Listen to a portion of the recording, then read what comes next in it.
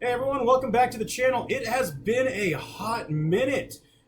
Primarily I'm active over on Instagram as amplified.training, and over there I ran a poll recently asking everyone how familiar they were with max effort method of training. Unsurprisingly, most of you are quite familiar.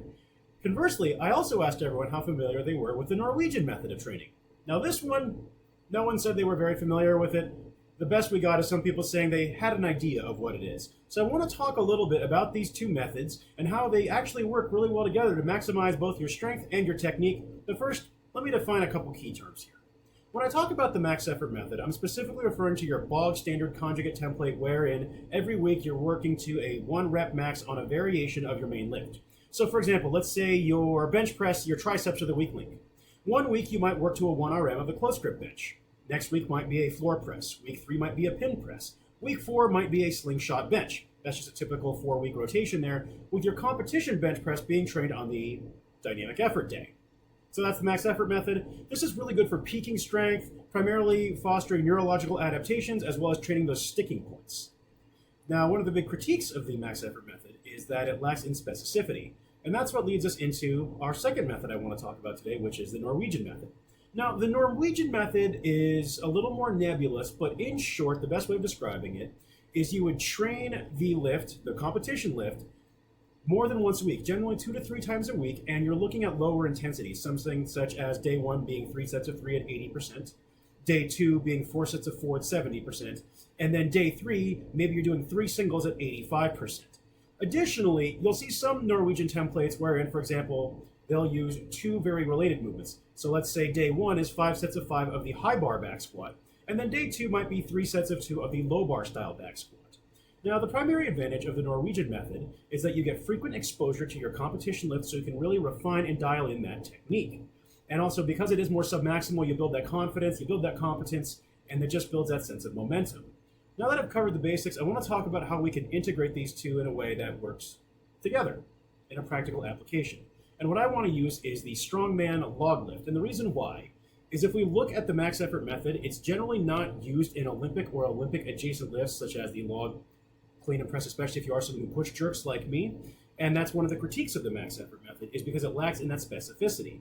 You need that very direct skill practice generally for these Olympic adjacent lifts. Whereas the Norwegian method works really well in this context. However, one of the problems with the Norwegian method is because you're generally staying at or below 85% of your 1 rep max.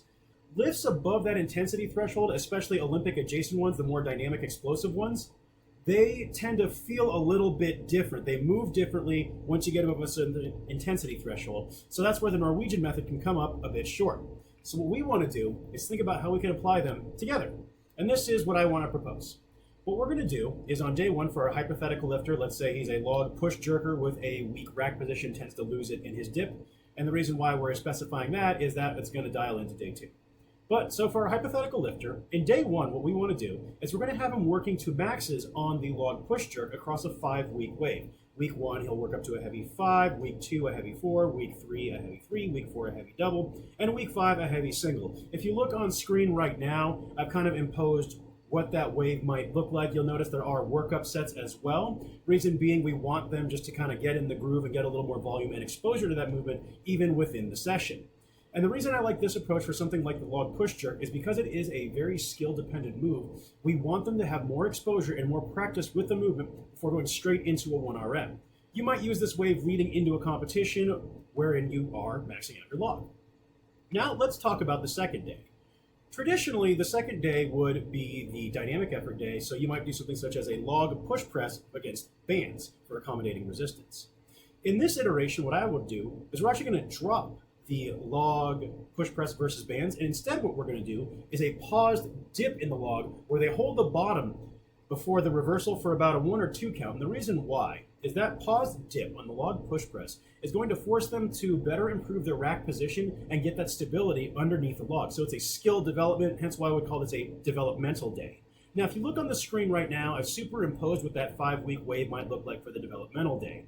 And if now side by side, if you look at the whole week, what you're looking at here are 2 touches on the log every single week, but we really help control the intensity between the 2 days while also using a variation closely tied to the competition lift to address a specific weak point. And because we are working up a little heavier towards the end, we do see a bit of dip in terms of volume on that second day. But also, because it's not going to be as much objective loading due to the fact that it's a very weak variation relative to our competition lift, it's not going to create too much stress for our lifter to recover from. Plus, they're going to have a lot of momentum going into those end weeks. So in short, what you're looking at here is a combination of both the Norwegian and max effort method in a conjugate framework that allows a lifter to attack their weak points while also striving for a higher peak of their strength. So this builds both the base and peak concurrently, which is what Conjugate really is. It's training multiple dimensions across a training week. It's more than just a 1 RM every week, bands and chains. It's a very specific system of training that tries to address multiple qualities at once. So with this 5-week wave, we address both skill and strength. Anyways, thank you so much for watching. If you found this useful, please like, subscribe, and hit the notification bell. I'm going to try and turn out more content like this. Until next time, thanks for letting me talk to you.